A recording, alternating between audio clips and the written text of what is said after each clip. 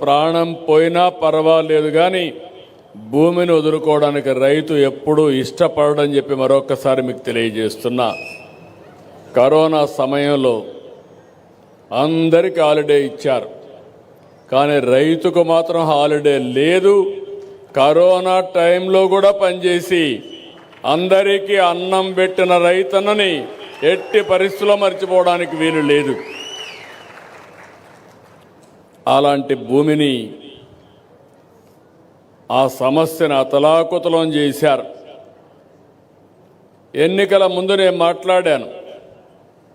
నేను ఆ రోజు చెప్పాను, తప్పు చేస్తున్నారని ఆనాటి ప్రభుత్వంలో ఉండే ముఖ్యమంత్రికి పార్టీకి హెచ్చరించాను.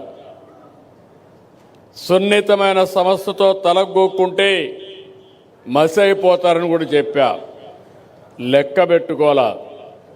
అహంకారం కళ్ళపైకెక్కి ఎంతవరకు పోయిందంటే మీ తల్లో మీ తండ్రో మీ తాత ముత్తాతలు ఇచ్చిన ఆస్తికి ఆయన ఫోటో వేసుకోవడం.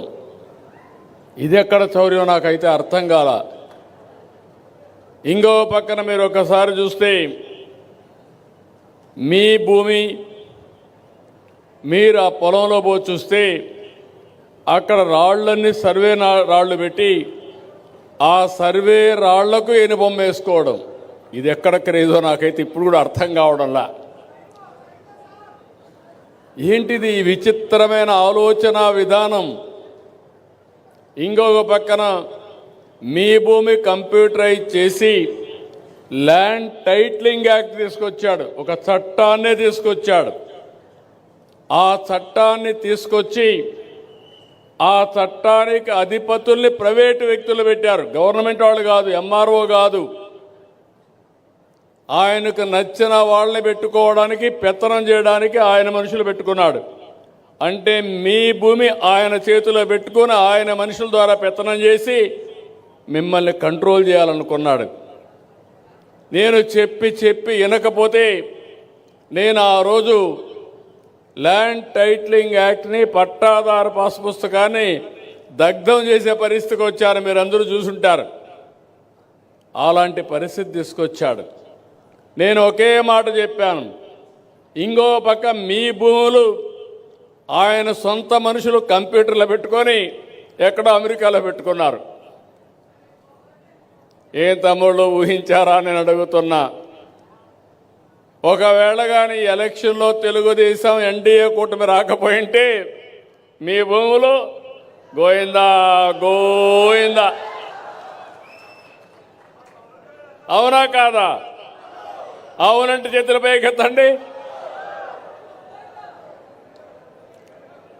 అది ఆనాటి పరిస్థితి.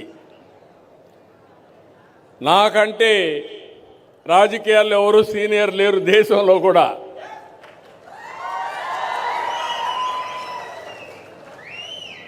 నేను చాలామందిని చూశాను. నిన్న మొన్న వచ్చిన వాళ్ళు ఇంత ప్రమాదకరమైన ఆలోచనలు చేశారంటే చాలా బాధ కలుగుతుంది.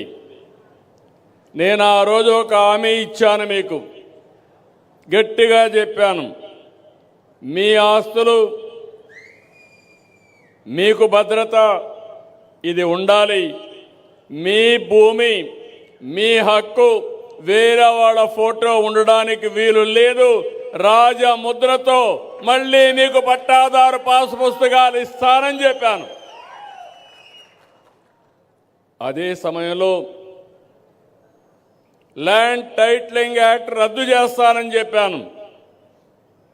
రెండో సంతకం దాని మీదనే పెట్టాను. నేను మెగా డిఎస్సి పెట్టి రెండో సంతకం ల్యాండ్ టైటిలింగ్ యాక్ట్ రద్దు చేశాను.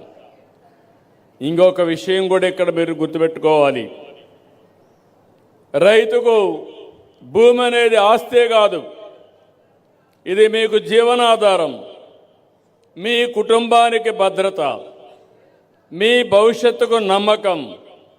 అది ఎకరా కావచ్చు, అర్ధ ఎకరా కావచ్చు, 5 సెంట్లు కావచ్చు, కనీసం ఇంటి జాగా కావచ్చు. అదే మీరు జీవితంగా ఒక నమ్మకంగా ఒక భరోసాగా పెట్టుకుంటారు. అందుకని ఆ రోజుల్లో మీరు చాలా బాధపడ్డారు.